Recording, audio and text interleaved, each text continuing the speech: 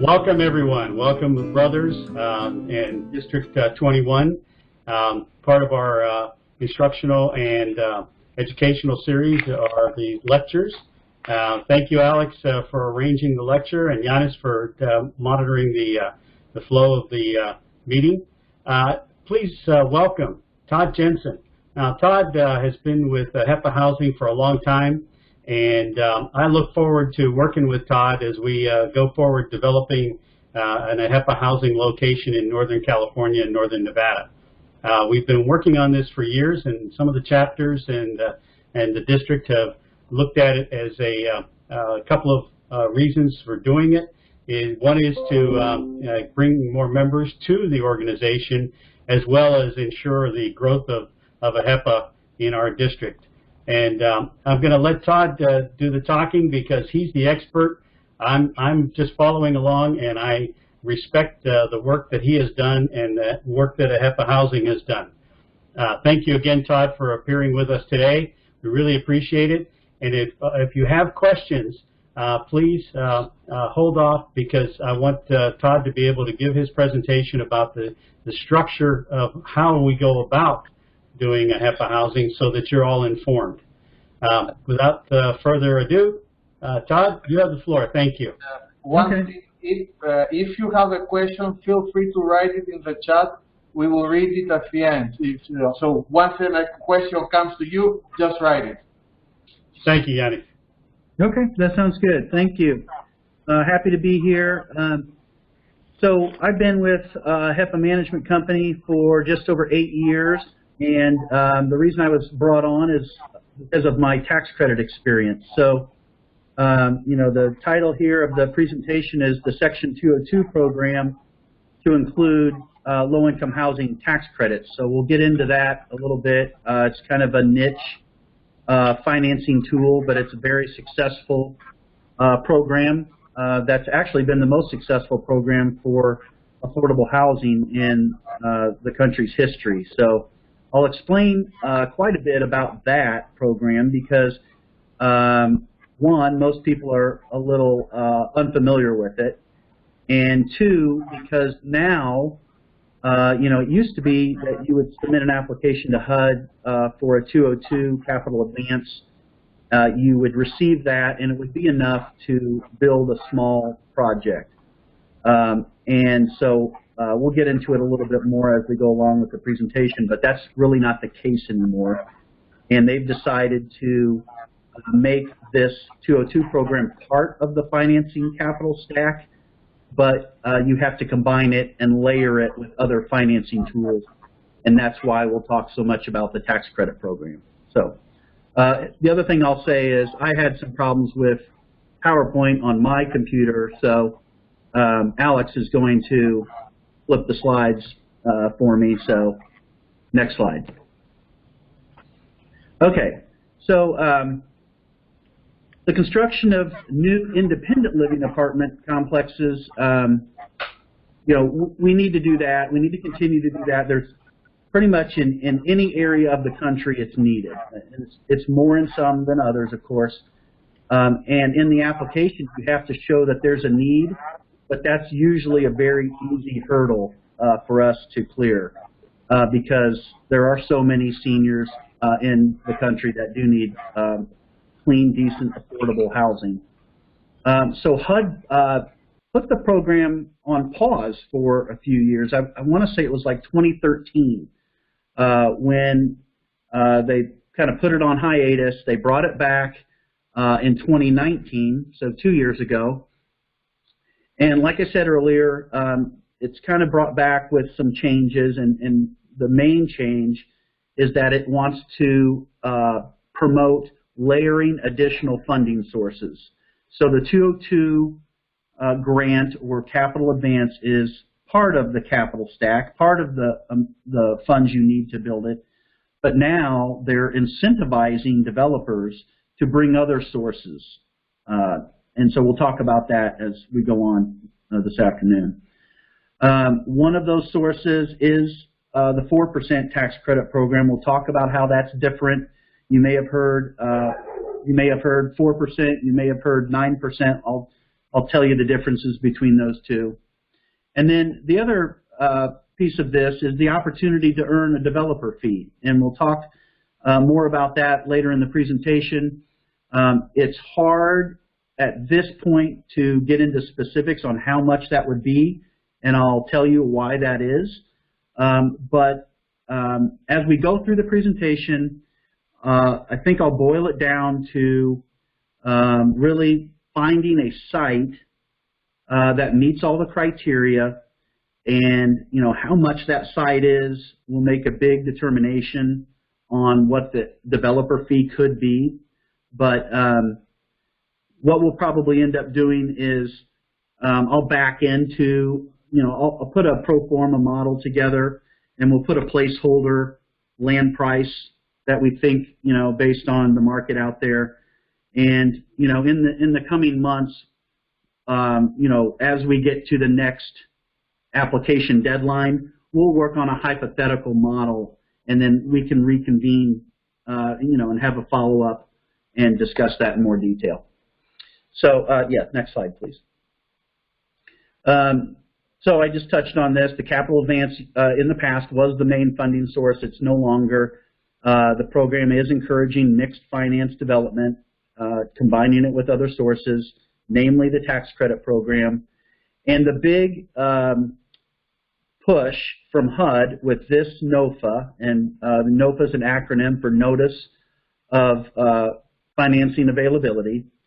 So and that's basically the the publication of how the program is going to work, how it's going to be scored, and basically they want to promote an aging in place design and the services that you provide from a service coordination standpoint. So that's the big theme of this particular NOFA. So next slide, please. The tax credit program, as I mentioned earlier, was created in 1986, and it's to incentivize private equity into the capital stack for these projects. And so what it is, it's a federal program where tax credits are awarded to developers like the AHEPA Management Company by state housing authorities. So it's a federal program that's administered by each state's housing authority, okay? And so each housing authority has what they call a Qualified Allocation Plan, QAP. And for lack of a better term, that's just each state's tax credit rule book. And it lays out all the requirements and the scoring and everything involved to, submit an application for tax credits. Okay, so we would get a tax credit, we'd apply to the housing authority, we would be awarded tax credits, and then we would turn around and sell those to investors where they would put equity into the project, and we would, in time after we meet the requirements to receive the tax credits, we would turn those tax credits over to the investors. So they are basically looking at this as an investment. I think they probably like the fact that they're helping low-income seniors, but they truly look at this as an investment. And I'll get into a little more detail on that later on. Next slide, please. So as a result of the equity that they're putting into the project, we don't need as much debt, right? So if we don't have as much debt to cover, then we can offer lower rents and still meet our debt service requirements. So that's kind of the overview of the program is we get tax credits by applying to the housing authority. We sell those to investors. They put equity into the project. As a result, our debt is lower than it ordinarily would be. And if our debt's lower, then we can charge lower rents and still service that debt. So that's it, sort of the concept in a nutshell. I mentioned earlier there are 4% tax credits and there are 9% tax credits. And basically that means there's a competitive program and then a non-competitive program in most states. In most states, the 9% program It's competitive, so you submit an application and you are awarded points based on the amenities you would provide and a number of other factors that are outlined in a state's rule book or the QAP, as I mentioned earlier. The 4% program is generally not competitive.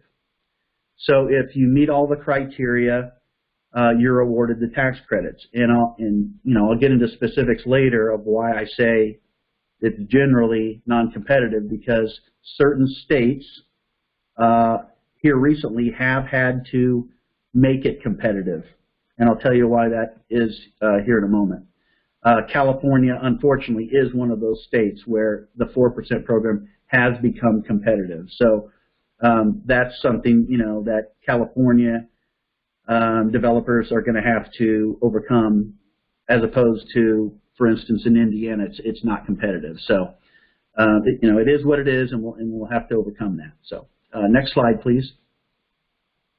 Okay, so here's the typical tax credit structure. So you have an ownership entity. This partnership, I just generically named it AHEPA North California Apartments, LLC.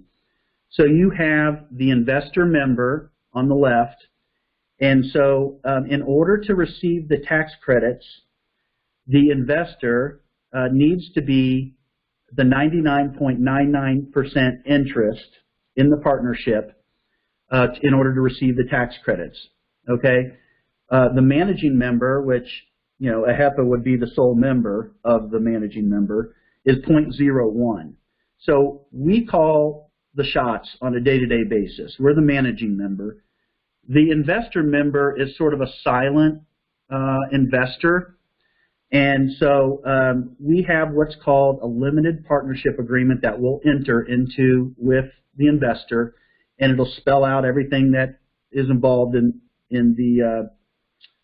the relationship. But for the most part, this is a very sort of crude outline of the relationship. The investor will put equity into the project. So as I mentioned earlier, we don't have to have as much debt. So we get the equity from the investor, and in return, we give them the tax credits that we received from the State Housing Authority. Okay, next slide, please. Okay, so we've talked about the first point. The investor puts the capital in exchange for the tax credits. These tax credits are a dollar-for-dollar reduction of the amount of taxes that they owe.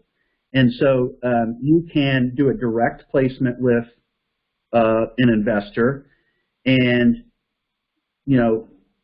but generally the way it works is there is a middleman or a syndicator that puts together a pool of investors, and those tend to be banks and insurance companies, companies that have a lot of tax liability. So what they're looking for is they want to pay, let's say that, the next bullet point is an example. They'll pay cents on the dollar for every tax credit that they can receive from us. So if they give us the money now to put into a project, they would be looking for, $1 of tax credit for, let's say, 90 cents today. So there's that time value of money concept that's involved here. So tax credits are generally claimed in equal amounts over 10 years. So the limited partner would get a tax credit for 10 years, but the compliance period is over a 15-year period. And the reason they do that is because they want to make sure that all of the compliance, and there's a lag in sort of some of the reviews that they do, and so that if you get through the 15-year compliance period, next slide, I'll tell you what happens next after that.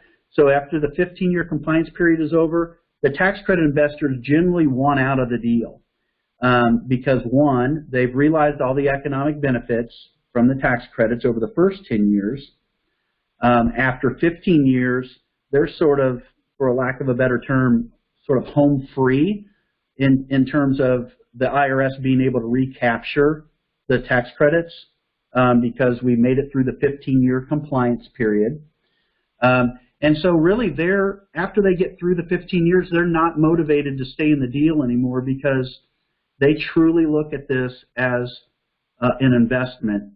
And, they're not, we're the experts in the affordable housing business. They want out as soon as they've realized all the benefit, okay? And so how we do that is we negotiated on the front end on how that exit will occur. And that's in the limited partnership agreement, and generally it comes down to we pay their exit taxes, and then they're out. And so then the ownership, that 99.99% ownership that they had for the first 15 years, would flip to us, and we would be the full owners. Okay? Next slide, please.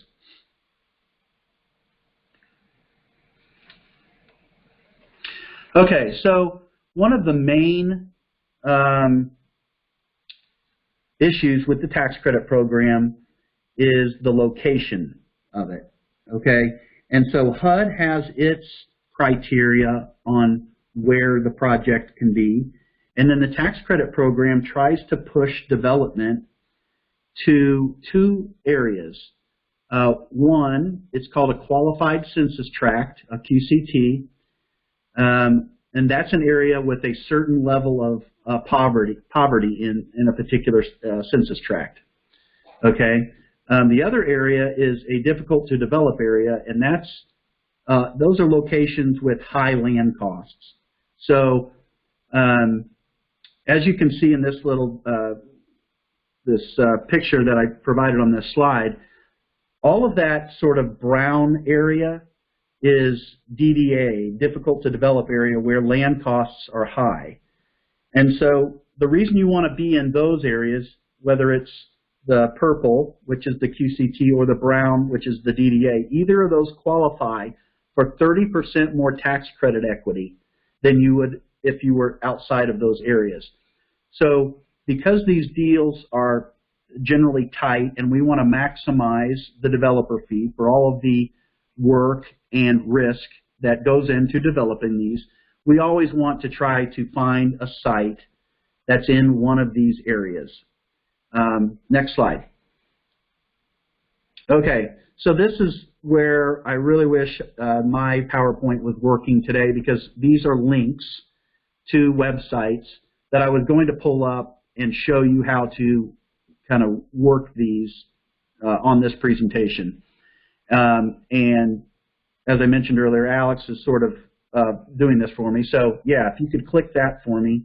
This is the QCT DDA website, and basically you can plot an address or enter an address, and it will plot it on a map, and then you can go to the left-hand side of the screen, click on the QCT or DDA boxes, and it will plot those areas on the map. So you can see if a particular address is in one of these two areas. And since, yeah, there it goes. I can walk you through this. So if anybody has any questions about this next week, we can hop on a call and, I can walk you through this. But essentially, if you put an address in the upper left-hand corner, keep going to the left there, there you go. Just put any address in there. Yep, and just click go. Yep. Now, on the left-hand side, in order to plot these areas, the DDA, the top two, the DDA and the QCT, so click those. You need to zoom in at a level of 13 or above. So if you click both of those, there it goes. You see how this area is popping up? So the brown is the difficult to develop, and the pink or light purple is the QCT. And so you literally need to be in those areas. You can't be across the street. So if you would zoom in, if you click the plus button and you zoom in, you keep zooming in, you're going to start to see streets. So click it one more time. Okay, so I can't read that, but like South Wells Avenue. If you're to the west in the purple, you get the extra equity. If you're on the east side of South Wells Avenue, even though you're literally right across the street, you don't. It's that specific. So when we look for sites, we're always looking for it to be in one of these two areas for that additional 30% of tax credit equity. And what that usually amounts to is millions of dollars. And a lot of times it makes or breaks a deal. So more specifically on a particular site, I'll get into it a little bit later, but you always kind of want to be around amenities, doctor's offices and healthcare and groceries, and I especially know with the high cost of land out there, there might be sites that are kind of out sort of away in the middle of nowhere, and that's kind of the balance that we try to keep. Is we need to be able to afford the land, but we need it to be around amenities too, and that comes from the scoring and competing for the funding. So anyway, okay, so if you back out of this screen and go back to the presentation, we'll talk about one other website like this. So this was on the tax credit side. The next one we're going to talk about is on the HUD 202 side.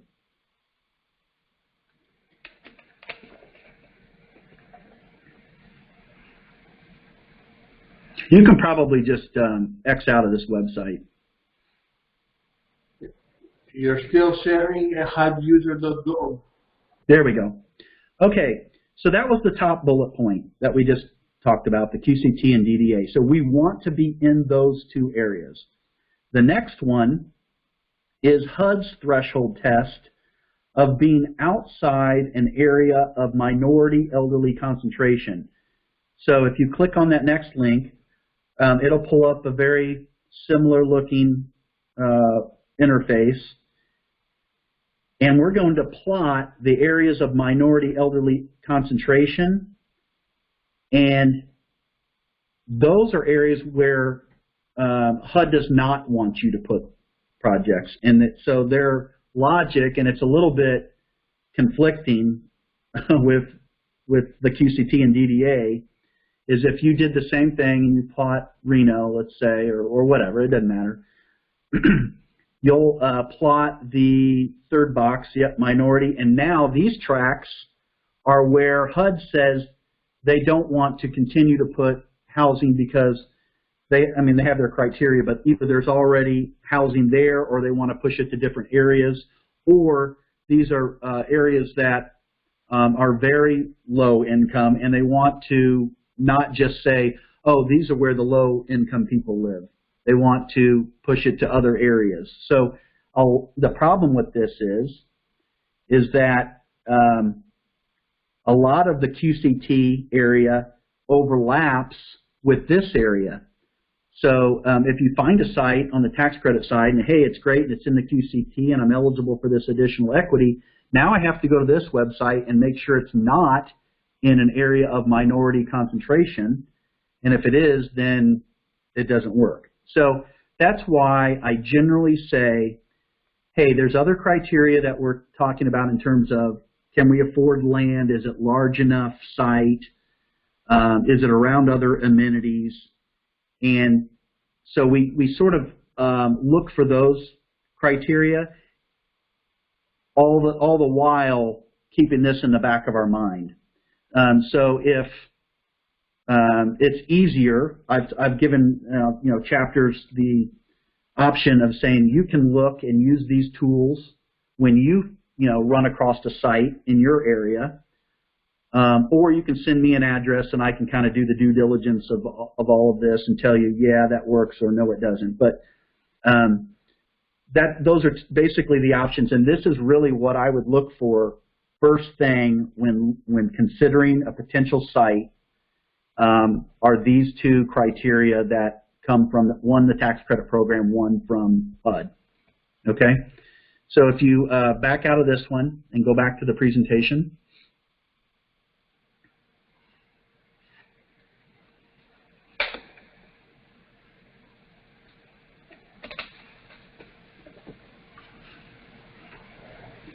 Okay, so I touched on some of the other things, but, you know, amenities nearby, grocery stores, medical facilities. It'd be great if it was near a bus stop.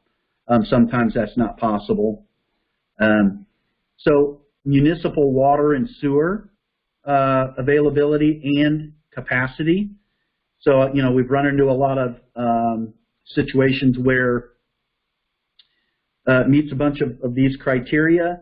It does have water and sewer availability, but it doesn't have the capacity to handle the demands of the project. So that's something we'd have to check, obviously, on the front end too. So, and then in terms of site control, to be able to submit funding applications, you know, there are options where you can, you know, if you own it, obviously you're good, but you can have an option on the property, you can have a long-term lease. If you have a purchase agreement, that, you know, the expiration of it is longer than when the application award is going to be announced, is what they're looking for. So those are the options. We can get into those specifics, you know, if we find a particular site down the road. But I just wanted to make everyone aware of kind of the things that we're looking for when we're looking for a particular site. Okay, next slide, please.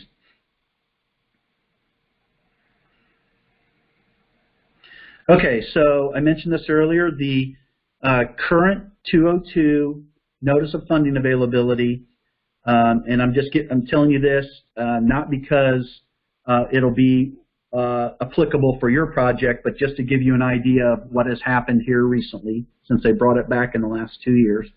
So the applications that we just submitted at AMC on May 26th, that notice came out in January. So it's a quick turnaround. So you really want to be sort of out in front of it, especially in terms of identifying a site. Okay, so the NOFA came out in January. The application was due on May 26th. The awards will be announced this fall. They never give you a specific date. And in my experience with HUD, a lot of times, you know, you'll hear something through the grapevine. Oh yeah, they're going to announce in August, and it could be several months after that. So they never kind of paint themselves in a corner and give you an actual date. But it's generally 4 or 5 months where they review the applications and make their funding announcements. For this particular NOFA, there's $150 million of funding available. And of that 150, a lot of it depends on the specifics of the applications they receive, but they're expecting to award around 45 applications. Next slide. So we've talked a lot about the tax credit program to this point, and I'll give you the sequence and the layering of sort of the funding process. What we would first do, and like I just mentioned, in January the NOFA came out, we just submitted the 202 applications. Those are competitive.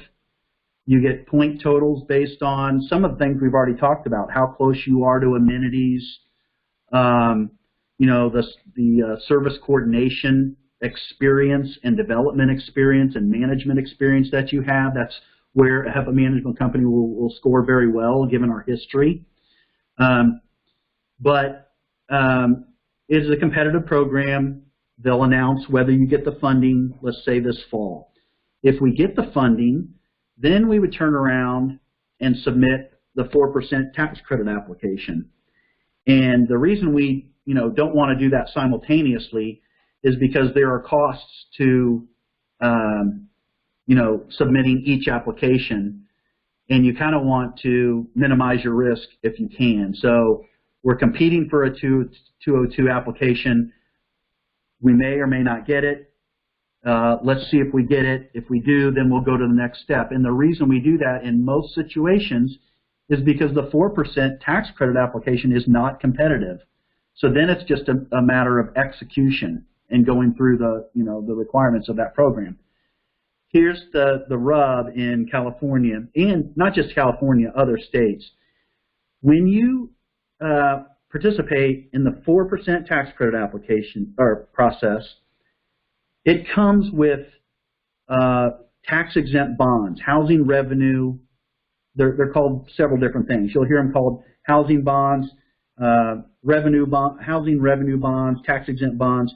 But essentially, the state is awarded volume cap, okay, the amount of bonds that they can use. And it's not just used for affordable housing. It's used for other things like infrastructure and big ticket, projects. Like, if they need to build an airport or something, large development projects. So a portion of those that each state receives goes towards affordable housing. And so it's based on population. So California has a lot of tax-exempt bonds, but the demand for those and the use of those has, in recent years, it used to be that they're always available. Here, the demand for them in recent years has pushed to the point where the demand is outpacing the supply. And so what they've decided to do because of that, and a number of states have done this here recently, is they've made the bond allocation process competitive. And I believe that just happened earlier this year for the first time. So it makes it a little trickier because, one, we have to compete for the 202 application, and then we have to turn around and compete for the 4% application. Okay? So in summary, I know I've given you a lot of information on this, but the 202 program is competitive.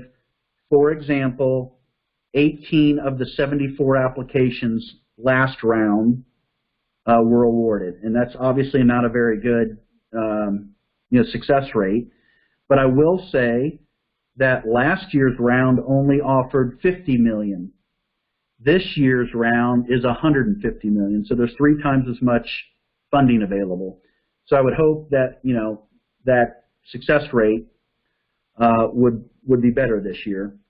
And then, as I mentioned, the 4% program has turned competitive in California.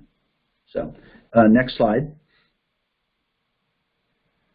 Okay, so AMC's role in this is that we oversee the development process from start to finish.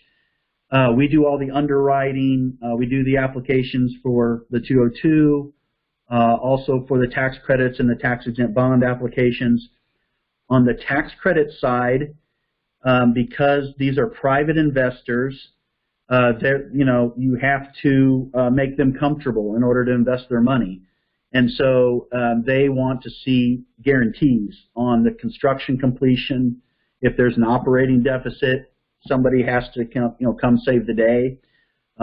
Tax credit compliance, there's a lot of compliance that goes in, and paperwork in terms of you have to be age and income qualified to live in these, and so you have to keep your files very well maintained.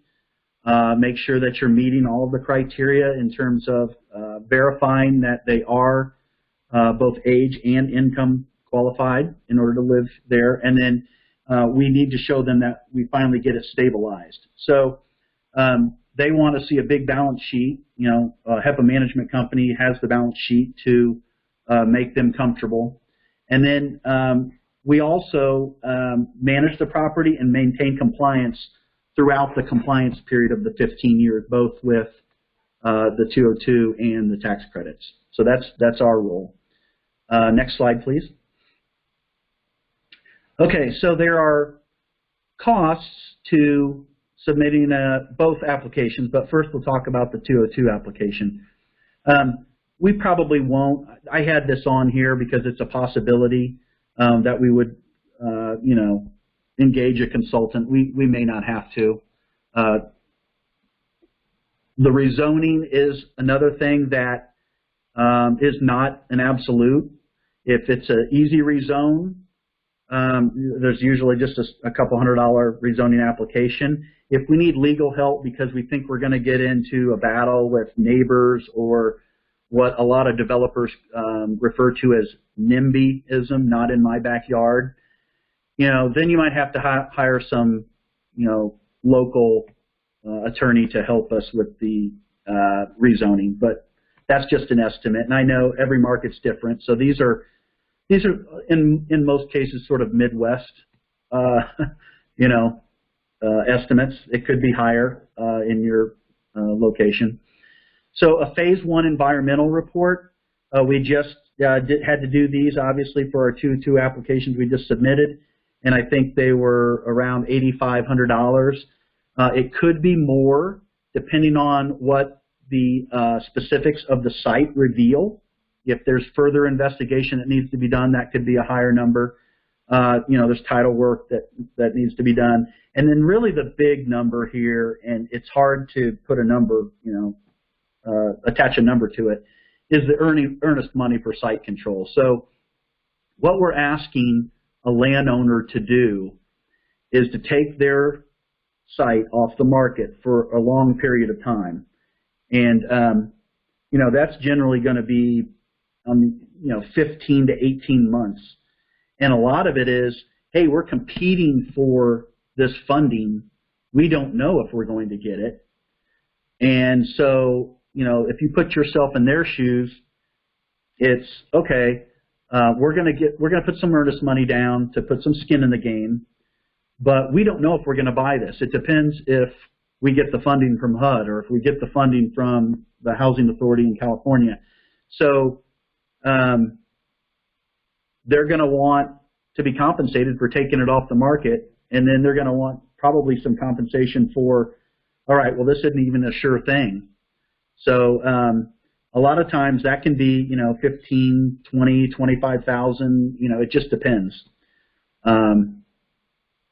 If they're, kind of a softie and they're like, hey, this is a great project and I'm willing to kind of, take a little discount or, because of, you being a nonprofit and you're trying to provide good, suitable housing for low-income seniors, you might be able to talk them down a little bit. But I bring it up because it's sort of a hard sell, to take it off the market for that long without a guarantee of being able to get to a closing table. Okay. Next slide. Okay.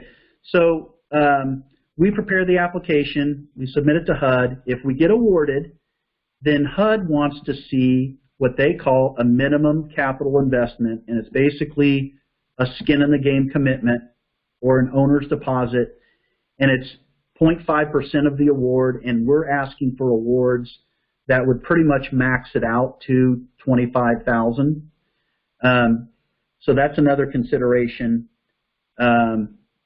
for putting up funds ahead of time that has to be factored in. And then, like I said, if we get the 202 award, then we turn around and we would submit the tax credit application and the bond application. And these are the organizations that they would go to. We do that simultaneously.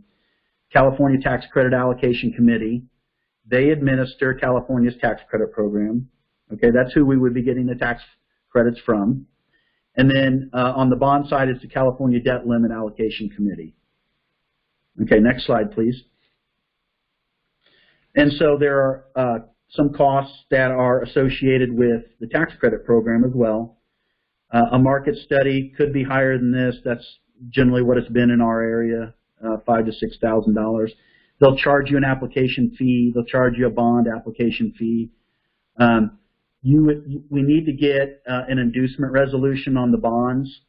They'll charge you something for that if we go through a municipality to get those, that inducement resolution.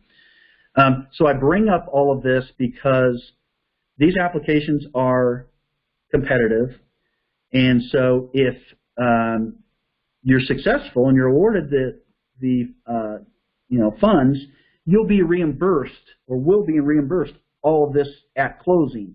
But if we're not successful, this is gone. And this is sort of the cost of doing business. So next slide. I'll give you, this is just a little bit of background. Our last 4 construction projects have been in Indiana. They've been really large buildings. We're doing affordable assisted living. That's a whole nother topic. But they're generally about $160 per square foot for the construction. I know it's going to be much, much higher out there. Our land costs, I'm used to paying $50,000 to $100,000 an acre. I know that's completely different in California. I see laughter. So, you know, there are some challenges. In general, we would like to see larger buildings than we've built in the past. You know, the 202 program, where it was just the capital advance that comes from HUD, was enough to build, you know, on average, a 50-unit building or a 60-unit building. And so with the layering, with the costs that are involved, we want to experience some economies of scale. And if a market will support it, we want to do much larger projects. So maybe 80 to 120 units, maybe even more if the market could support it. Next slide, please. Okay, so here's where I talked about how it's kind of tough to talk about developer fee, but I'll kind of give you the criteria on what goes into it. So the applications are competitive. We could risk losing those pre-development funds that I outlined earlier. I had a window pop up here. Let me shut that down. Okay. So on one hand, if we're successful and we get the funding, we'll get those back. If we're not successful, then we would lose those. So that's one thing to consider. The other thing to consider is there's a long due diligence process with the tax credit investor. And so there are certain costs like the engineering costs and architectural costs, I mean, that they want to be paid as they do the work. We have some relationships, especially with our attorney, where they'll hold off and wait to be paid until closing. But a lot of them, they can't. They're small businesses and they need to be paid earlier. So there's a carrying cost involved. And so our last 4 projects, as I've mentioned, have been in Indiana. They're tax credit deals. The carrying costs to get to closing have been anywhere between $300,000 and $500,000 to be reimbursed at closing. So it's not just the amount of money that you're putting up to submit an application, whether it's to HUD or the tax credit or housing authority. That could be lost if we're not successfully awarded funds. But then the other piece of it is the carrying costs if we are awarded funds to be reimbursed at closing, because it's a long drawn-out due diligence process, and those costs can be anywhere from $300,000 to $500,000 on average. Okay, so having said all that, go back one slide, please, where we were. Okay, so the last 2 bulleted points here. If AMC puts up all of that pre-development funds and the cost of doing the applications and submitting the applications and carries the costs to closing, then the developer fee split would be 75% AMC and 25% for the chapter of the local housing board. If the chapter has the financial wherewithal to do that and wants to take that risk, then the developer fee would be 50-50. And so the question I always get is, okay, well, how much developer fee are we talking about? And so the developer fee is part of the sources. So we have the sources that we're bringing to the table. We have the uses of the project. And almost all the time, the uses outpace the sources. And so we're eligible for, let's say, a $2 million developer fee, but we're short $1 million, okay, in our sources and our uses. So we would, what they call defer some of that developer fee. We would put our developer fee as a source in the project.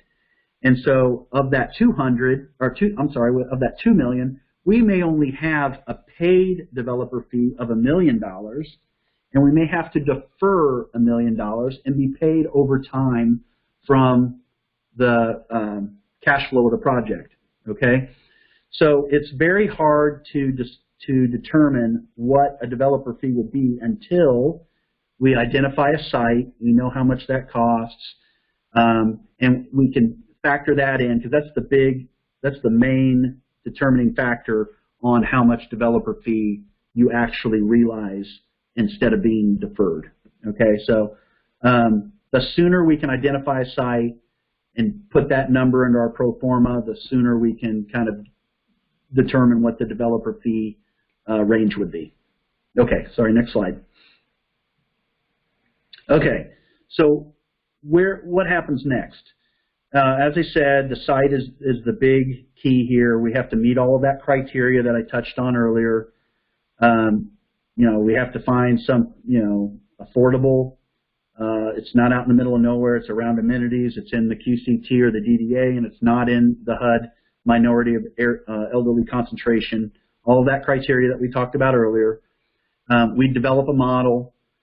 We would circle back with your board, talk about the specifics. One of the things that I would do is, okay, let's say that we find something in, it doesn't matter, northern Nevada or northern California. If we find a site, then we would submit a public records request to review a successful tax credit application in that particular area. So we can see what was successful, what was awarded, and get a better idea to help us, craft our application. And then we'd schedule a follow-up call, and we'd go through the specifics of the financial model, answer any questions, not to say that we can't answer questions later in this presentation, and then follow up, next week, next month, or whenever the questions arise. We're always available to do that. And then the next NOFA is supposed to be released pretty soon after they make the awards this fall. So we've heard a couple of things. We've heard that they're going to try to do it before the end of the year. And then we've also heard that it's probably going to be early of next year, 2022. And so that would make the application deadline next summer. So like I said, we want to be out in front of that because it is a short timeline between when they announce the ANOFA and when the deadline is. So having a site identified is crucial. So I believe that's it. Next slide. Yeah. So that's it in a nutshell. I know it's a lot of information. We can open it up to questions, and if I don't have a answer for you, I'll get it for you. Thank you. So, do you want me to read the question, or does Steve Bollard want to read the questions? Go ahead, Giannis. Why don't you go ahead and read them? I'm seeing them in the chat. Okay. And you had some questions. I had some questions. Evangeline had some questions. Yeah, go ahead. And Todd, can you see the chat box? Yeah, let me pull it up here. All right. So your presentation was very informative to me as a municipal employee. Because on the one hand, I do remember they tried to actually do some sort of development project in downtown Fresno next to Chelsea Park, which is the baseball stadium. And apparently they never got the funding, so now I have some idea how that could possibly happen. I don't know, it was not senior housing, but yeah. So let me start reading here. So Steve Bollard, does investor member include District 21 and the chapters that choose to invest? So the investor member is generally a syndicator, so a middleman pulls together all of these funds from investors. They go out and they raise money and they put together these funds. Most of the time, those are banks and insurance companies, but they kind of put their faith in the syndicator. They put their money in, and then the syndicator sort of serves as the investor representative, and we negotiate with them. So the chapter itself, unless you're, wealthy and you have all this tax liability and you want to invest in these, the chapter itself would not be considered investor partner. Yeah. The next one are my comments that came from the time that our governor had the map up. First of all, as most of the Central Valley and the Sierra foothills are most likely QCT. We have some of the largest poverty issues of the entire country here in the Central Valley and the foothills. And the other thing was I was telling the governor to put Fresno City Hall 5300 Fresno Avenue, which I know is a very poor area downtown Fresno, but also it has a lot of senior housing already over there. So yeah. Or Chinatown, which is, Fresno is a majority minority city, and Chinatown has always been a minority neighborhood. So next is by Steve Bollaris. So the typical return on bonds is 4%, he's asking. So the reason it's a little misleading title. So the bond, it's not referring to a bond return. It's referring to how much tax credit equity you're generating. And so there's a calculation. Let me back up. You have a total development cost. I'll just talk about the ones that I just submitted. The total development costs for the applications I just submitted are around $25 million, everything considered. Okay? Of that, most of the costs of that generate tax credit equity, are eligible.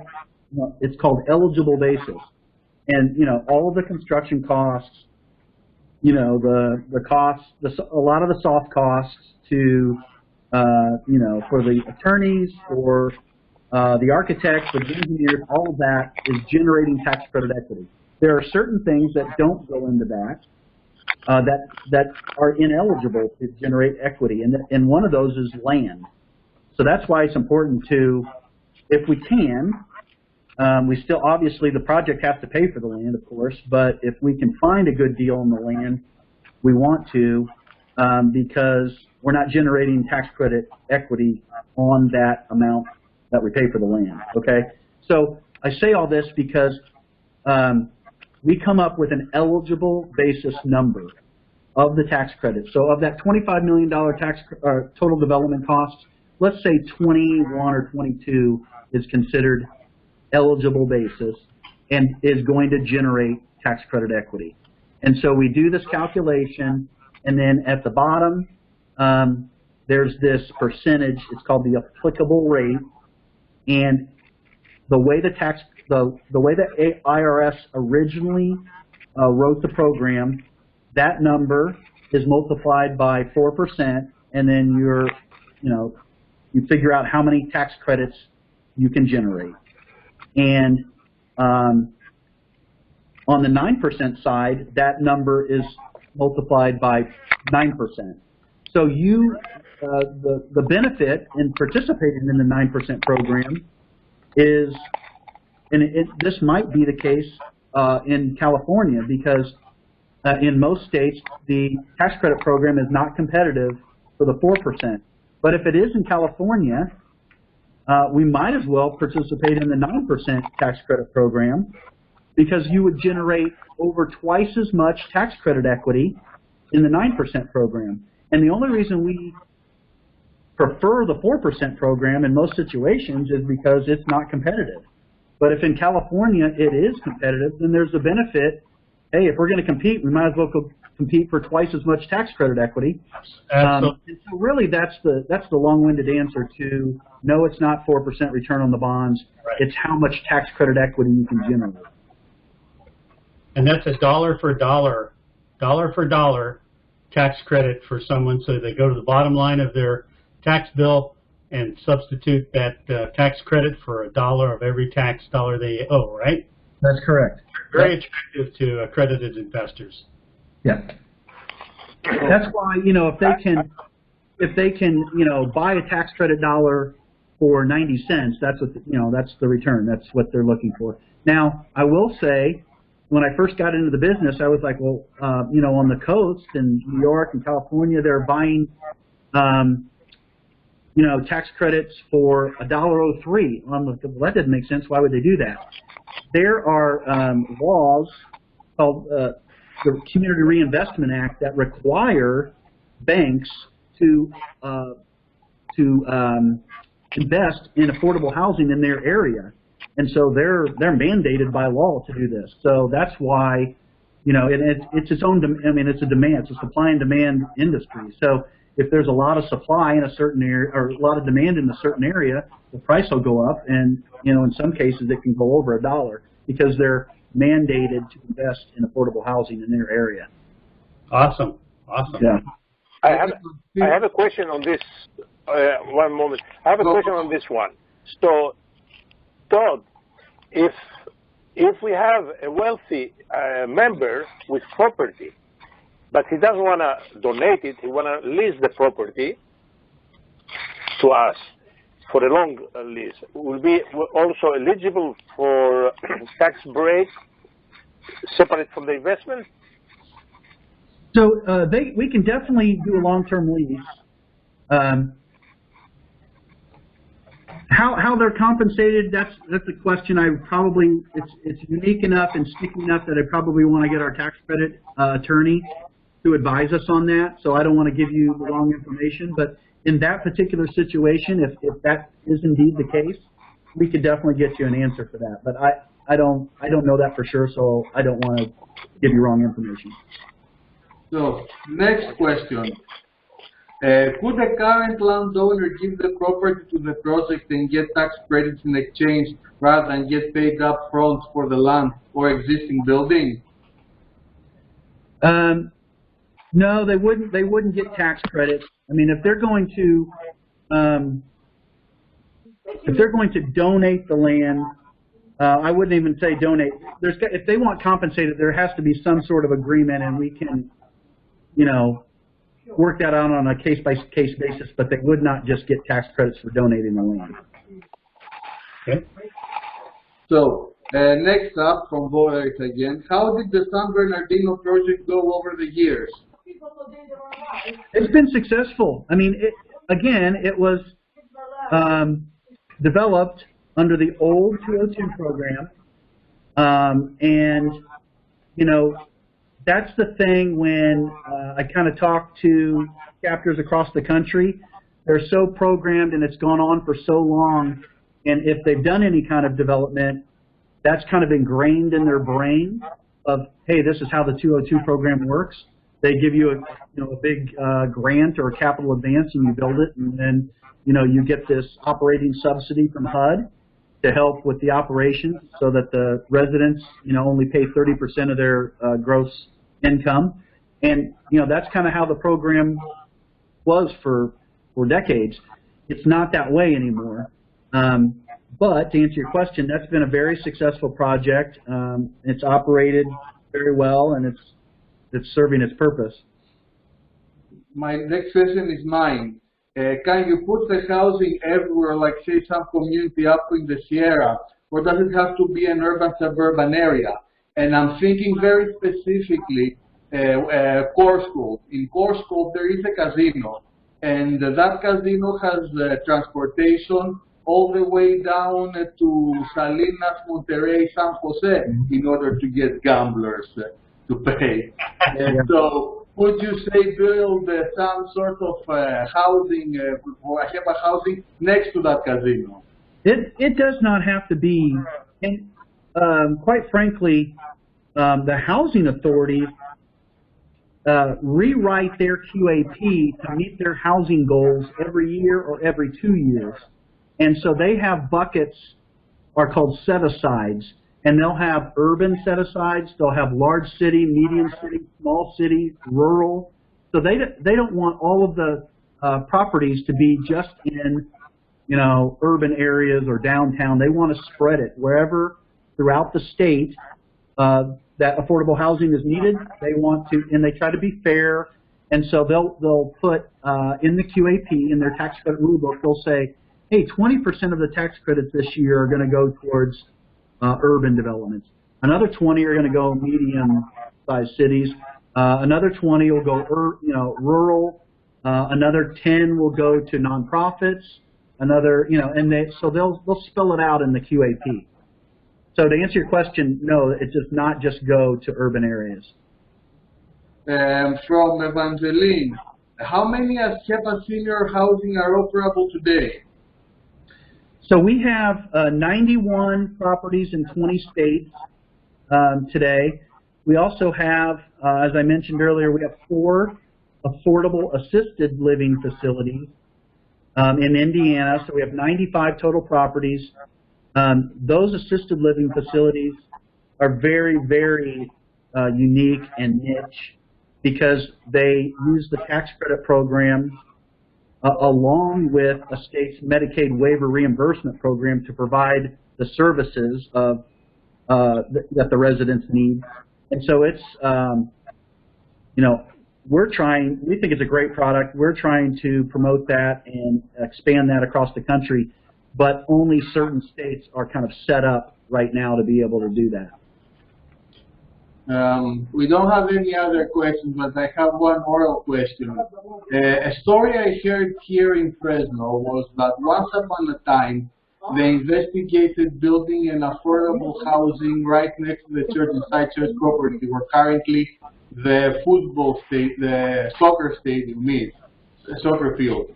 And they abandoned the idea when they discovered that they could not only have it as affordable senior housing for Greeks, that they would have to put everyone that actually applies. Is that the truth? So I'm not sure I understand the question. Yeah, does the 202 program or the 4% program or the 9% program, can you build a housing that is affordable senior but is mostly intended for Greeks as of okay. Yeah, I mean, I get that question a lot. No, with fair housing, you have to have a marketing plan and open it up to everyone. Now, if we've had situations where the Greek church is very involved, and so through word of mouth, they're like, hey, they get the jump on it. They know when it's going to open. They have people ready to apply, and it's sort of first come, first serve. But no, it cannot be specifically for only Greeks or only another ethnicity. It's due to fair housing laws. It has to be open to everybody. Yeah, I'm not seeing any other questions. Does anyone have any other questions, orally or in written? Well, I think we should end on this note. Thank you very, very much, Todd. You deserve a round of applause from everyone. Thank you. Thank you. Appreciate it. We'll look forward to putting in an application. We'd like to learn as we go along. That's where you come in. And we'd like to apply at some point. Dennis, you had some great questions about the Fresno area. I didn't hear it from anybody in Reno, but that's also a consideration. We're looking at, because the land cost is so much here. So we'll get our committee together and start looking for possible sites. We have some wealthy individuals in the community up and down the state that might have a parcel that they could commit to this. So we'll look forward to it, okay? Great. Great. Thank you very much. And feel free to reach out. The last slide had, I think I had my phone number and email. Feel free to reach out with any questions. And thank you for taking part this year to everyone in the lecture series. We will continue in the fall, and have a nice summer. Goodbye.